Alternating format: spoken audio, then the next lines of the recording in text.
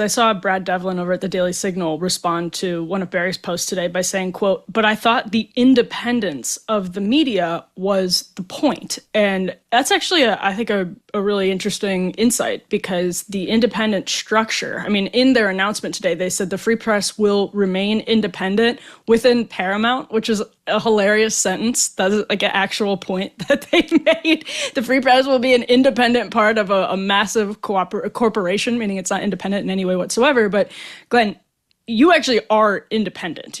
Like, that's structurally, you've written for The Guardian, you've done stuff all over the place, but structurally, that is a different experience. And I was hoping maybe you could speak a little bit to why that matters. I mean, I've seen the word independent bastardized in the context of independent media, a mantle everyone wants to claim, but not quite as badly as this, saying, oh, we were just purchased by one of the largest media corporations on the planet for $150 million. But don't worry, we're as independent and free and unconstrained as ever before. And it's interesting, if you look at the announcement Barry posted on the Free Press, huge amounts of comments. I don't mean like, selectively picking, of her subscribers are like, wait a minute, this completely contravenes the entire project you said you were creating, which was to forge independent media separate and apart from these large media institutions.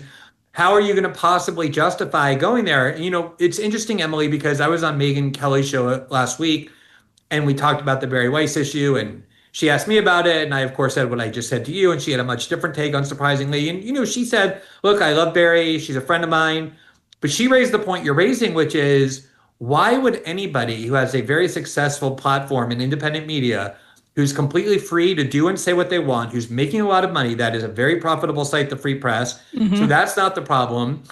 Why would you want to go back into not just corporate media, but the part of the corporate media that is dying most rapidly, which is network news and right. Network television? I mean, do you know anybody under 50 who's like, hey, did you catch the last 60 Minutes interview? Or, hey, I don't even know who the anchor of CBS News is. What is it, like Nora O'Donnell or something?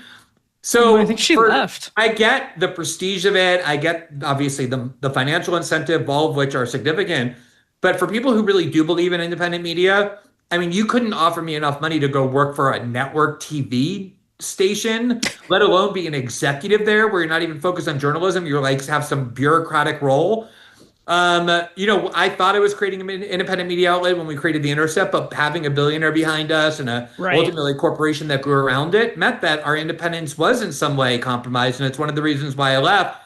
It's just, given what corporations are, that amount of money involved, if you think you're going to be independent, no matter what you're promised at the beginning, I think you're going to be in for a rude awakening.